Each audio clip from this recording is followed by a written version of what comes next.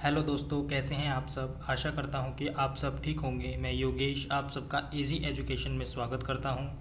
आज के विषय को शुरू करने से पहले आप सबसे अनुरोध है, अगर आप इस चैनल पर नए हैं तो चैनल को सब्सक्राइब करें और बेल आइकन को प्रेस करें, जिससे कि आपके पास हमारी न्यू अपडेट्स और वीडियोस आसानी से और सबसे पहले पहुंचे। दोस्तों, इससे पहले हम कुछ और अध्यायों को पढ़ चुके हैं, उनका लिंक आपको डिस्क्रिप्शन में मिल जाएगा, तो आप उन्हें वहाँ से देख सकते हैं। तो चलिए आज का विषय शुरू करते हैं। हमारा आज का जो विषय है वो है इकाई 3। इसमें हम जानेंगे स्थानीय सरकार और प्रशासन के बारे में। इसमें हमारे पास जो सबसे पहला चैप्टर है वो है पंचायती राज। इसमें जब अपना प्रतिनिधि चुन लेते हैं तो उसके बाद क्या होता है, ग्रामीण क्षेत्रों में चुने गए प्रतिनिधियों द्वारा निर्णय कैसे लिए जाते हैं। यहाँ हम ग्राम सभा को देखेंगे, जिसमें लोग प्रत्यक्ष रूप से भाग लेते हैं और अपने प्रतिनिधियों से जवाब मांगते हैं। तो चलिए स्टार्ट करते हैं। आज का दिन बड़ा खास है। सभी लोग जल्दी जल्दी ग्राम सभा के लिए जा रहे हैं। क्या आपको पता है क्यों? क्योंकि पंचायत के चुनावों के बाद आज पहली बार ग्राम सभा की बैठक हो रही है। हरदास गांव के लोग यह जानने के लिए बहुत उत्सुक हैं कि नई पंचायत ने उनके लिए क्या योजना बनाई है। अब देखते हैं ग्राम सभा क्या है। ग्राम सभा की बैठक की शुरुआत में सरपंच और पंच ने सड़क की मरम्मत होने वाले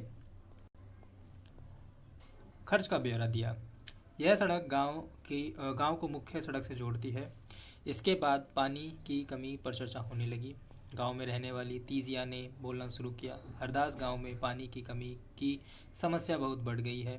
हैंडपंपों का पानी ज़मीन में बहुत नीचे चला गया है। मुश्किल से हैंडपंप में थोड़ा बहुत पानी आता है। औरतों को 3 किलोमीटर दूर सुरु नदी से पानी लेने जाना पड़ता है। एक सदस्य ने सुझाव दिया कि सुरु नदी का पानी पाइप से लाकर गांव में एक बड़ी सी टंकी में भर लेते हैं, उससे पानी की पूर्ति हो जाएगी। लेकिन दूसरों को लगा कि यह बहुत महंगा पड़ सकता है। उन्होंने कहा कि इस साल के लिए हैंडपंप और गहरे कर लेते हैं और कुओं को साफ कर लेते हैं। तीजिया ने कहा, इतने से तो काम नहीं चलेगा, हमें कुछ पक्की व्यवस्था करनी पड़ेगी, क्योंकि हर साल पानी का स्तर नीचे ही गिरता जा रहा है। जितना पानी ज़मीन में रिस के जाता है, हम उससे ज़्यादा उपयोग करते हैं। ग्राम सभा के एक दूसरे सदस्य अनवर ने तब सबको बताया कि उसने महाराष्ट्र के एक गांव में पानी संरक्षण के नए तरीके देखे हैं। वह उस गांव में अपने भाई से मिलने गया था। उसको जल संवर्धन विकास कार्यक्रम वाटरशेड कहते हैं। उसने सुना था कि सरकार ने इसके लिए पैसा भी दिया था। उसके भाई के गांव में लोगों ने पेड़ लगाए थे, नालों पर चेक डैम यानी छोटे छोटे बांध बनाए थे, एक टंकियां बनाई थी। सबको अनवर का यह विचार बड़ा अच्छा लगा और सबने ग्राम पंचायत को इसके बारे में पता करने के लिए कहा। ग्राम सभा के ग्राम सभा में चर्चा के लिए अगला मुद्दा था गरीबी रेखा के नीचे आने वाले लोगों की सूची व स्वीकृति लेना। जैसे ही सूची में दर्ज नाम पढ़ने शुरू किए गए, लोगों के बीच खुशर पुसर होने लगी। नटवर ने हाल ही में तो एक रंगीन टेलीविज़न खरीदा है और उसके बेटे ने एक नई मोटरसाइकिल भी भेजी है। वह गरीबी रेखा के नीचे कैसे हो सकता है? सूरजमल ने अपने पास बैठे आदमी से धीरे से कहा। सरोज ने सुखी बाई से कहा, बिरजू का नाम इस सूची में कैसे आ गया? उसके पास तो इतनी ज़मीन है, इस सूची में तो सिर्फ गरीब लोग होने चाहिए। ओम प्रकाश एक मज़दूर है, उसके पास बिल्कुल ज़मीन नहीं है। वह मुश्किल से अपना गुजारा चला पाता है, पर उसका नाम इस सूची में नहीं है। सुखी बाई ने कहा, तुम्हें तो पता ही है कि नटवर और बिरजू अमीरचंद के दोस्त हैं। अब अमीरचंद को कौन कुछ बोल सकता है? अमीरचंद पहले गांव का जमींदार था और अब भी बहुत सारी ज़मीन का मालिक है, लेकिन हमें ओम प्रकाश का नाम तो सूची में डलवाना ही चाहिए। सरपंच ने देखा कि लोगों के बीच में खुसर फुसर हो रही थी। उन्होंने पूछा कि अगर किसी को कुछ कहना हो तो कहे। सरोज ने सूरजमल को उकसाने की कोशिश की कि वह नटवर और बिरजू के बारे में पूछे, लेकिन सूरजमल चुपचाप बैठा रहा। अमीर चंद ग्राम सभा में बैठा सब पर निगाह रखे हुए था। सरोज ने उठकर कहा कि ओम प्रकाश का नाम सूची में होना चाहिए। दूसरे लोगों ने भी माना कि ओम प्रकाश का परिवार बहुत गरीब है। सरपंच ने पूछा कि उसका नाम सूची में क्यों नहीं था। जिस शिक्षक ने गरीबी रेखा के नीचे आने वाले परिवारों का सर्वेक्षण किया था, उसने बताया, मैं ओम प्रकाश के घर कई बार गया, पर हर बार वहाँ ताला लगा हुआ था। वह शायद कहीं काम ढूंढने के लिए गया हुआ था। सरपंच ने कहा कि ओम प्रकाश की पारिवारिक आय देखी जाएगी और अगर वह सरकार द्वारा तय की गई राशि से कम है तो उसका नाम भी सूची में शामिल किया जाएगा। अब देखते हैं कि ग्राम पंचायत क्या है, इसके बारे में। ग्राम पंचायत की नियमित रूप से बैठक होती है। उसका मुख्य काम उसके क्षेत्र में आने वाले गांव में विकास कार्यक्रम लागू करवाना होता है। जैसा कि आपने देखा, ग्राम सभा की पंचायत के काम को स्वीकृति देती है, तभी पंचायत अपना काम कर पाती है। एक फ़ोटो दे रखी है, इसके नीचे कुछ दे रखा है, एक बार देख लेते हैं इसे। महाराष्ट्र के 2 पंच जिन्हें 2005 में अपनी पंचायत में उल्लेखनीय काम करने के लिए निर्मल ग्राम पुरस्कार से सम्मानित किया गया, तो इन्हें सम्मानित किया गया था। कुछ राज्यों में ग्राम सभाएं काम करवाने के लिए समितियां बनाती हैं। उदाहरण के लिए निर्माण समिति, मान लीजिए कि गांव में एक सामुदायिक केंद्र का भवन बनवाना है, तो यह काम निर्माण समिति करेगी। इन समितियों में कुछ सदस्य ग्राम सभा के होते हैं और कुछ पंचायत के।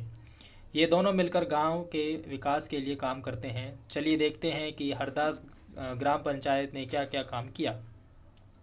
हरदास गांव की ग्राम सभा में पानी की समस्या को सुलझाने के लिए जो विकल्प दिए गए थे, क्या वे आपको याद हैं? जब हरदास ग्राम पंचायत की बैठक हुई तो कुछ पंचों ने इस मुद्दे को दोबारा उठाया।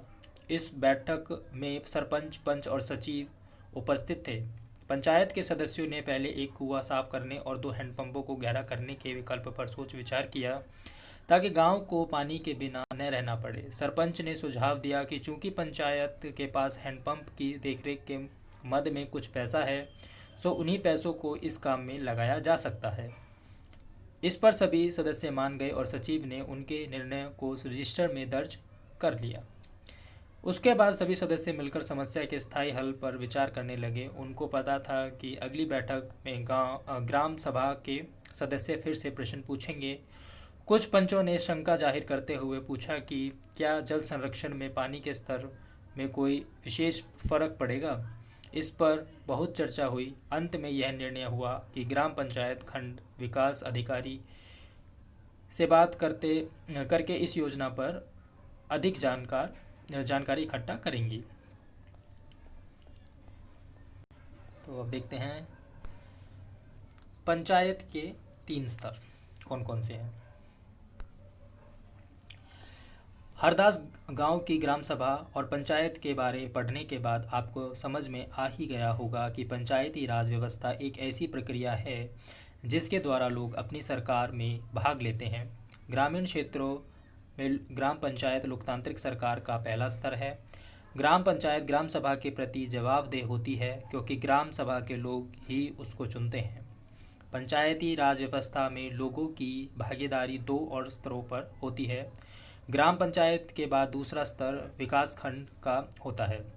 इसे जनपद पंचायत या पंचायत समिति कहते हैं। एक पंचायत समिति में कई ग्राम पंचायतें होती हैं। पंचायत समिति के ऊपर जिला पंचायत या जिला परिषद होती है। यह तीसरा स्तर होता है। जिला परिषद एक जिले के स्तर पर विकास की योजनाएं बनाती है। पंचायत समिति की मदद से जिला परिषद सभी पंचायतों में आवंटित राशि के वितरण की व्यवस्था करती है। संविधान में दिए हुए निर्देशों के आधार पर देश के हर राज्य ने पंचायत से जुड़े कानून बनाए हैं। इसलिए पंचायत संबंधित कानून हर राज्य में कुछ अलग अलग हो सकते हैं।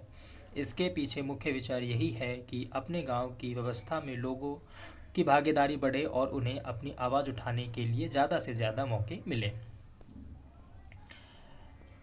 तो ये आपका अध्याय था, ये कंप्लीट हो चुका है, लेकिन इसमें कुछ पैराग्राफ दिए हुए हैं, उन्हें हम एक बार पढ़ लेते हैं। सबसे पहला हमारा जो पैराग्राफ है वो है, ग्राम पंचायत पूरे गांव के हित में निष्पक्ष रूप से काम कर सके, इसमें ग्राम सभा की महत्वपूर्ण भूमिका है। ग्राम सभा की बैठक में ग्राम पंचायत अपनी योजनाएं लोगों के सामने रखती है। ग्राम सभा पंचायत को मनमाने ढंग से काम करने से रोक सकती है। साथ ही पैसों का दुरुपयोग एवं कोई गलत काम न हो, इसकी निगरानी भी करती है।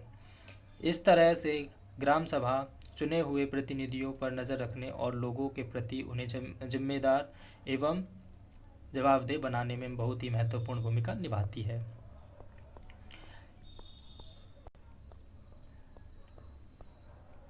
उसके बाद आपका है, एक ग्राम पंचायत कई वार्डों छोटे क्षेत्रों में बटी हुई होती है। प्रत्येक वार्ड अपना एक प्रतिनिधि चुनता है जो वार्ड पंच के नाम से जाना जाता है।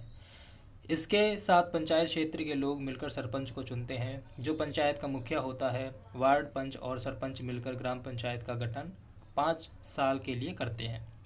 ग्राम पंचायत का एक सचिव होता है जो ग्राम सभा का भी सचिव होता है। सचिव का चुनाव नहीं होता, उसकी सरकार द्वारा नियुक्ति की जाती है। सचिव का काम है ग्राम सभा एवं ग्राम पंचायत की बैठक बुलाना और जो भी चर्चा एवं निर्णय हुए हों उनका रिकॉर्ड रखना।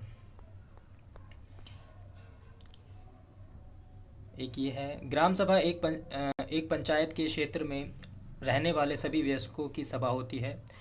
हो सकता है कि उसमें सिर्फ एक ही गांव हो या एक से ज़्यादा, जैसा कि इस उदाहरण में दिया गया है। कई राज्यों में हर गांव की ग्राम सभा की बैठक अलग अलग होती है। कोई भी व्यक्ति जिसकी उम्र 18 वर्ष या उससे ज़्यादा हो, जिसे वोट देने का अधिकार प्राप्त हो और जिसका नाम गांव की मतदाता सूची में हो, वह ग्राम सभा का सदस्य होता है।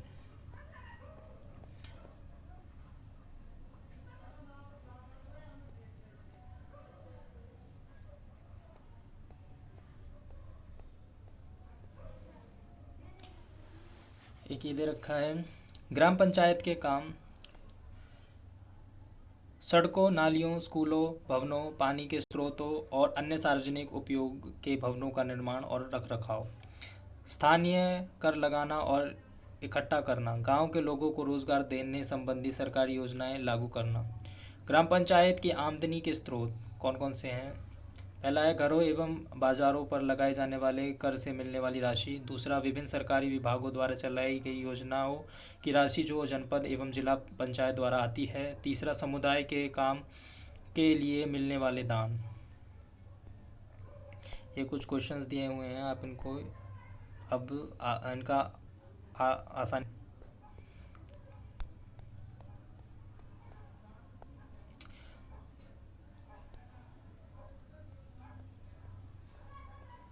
तो ये था आपका अध्याय जो कि कंप्लीट हो चुका है। अगर आपको ये वीडियो अच्छी लगी हो तो प्लीज़ इसे लाइक और शेयर करें और अपने सुझाव हमें कमेंट बॉक्स में दें। और अगर आपको ये वीडियो अच्छी लगी हो तो इस चैनल को सब्सक्राइब करें। अब मिलते हैं हम आपको अगली वीडियो में, तब तक के लिए good bye and thank you.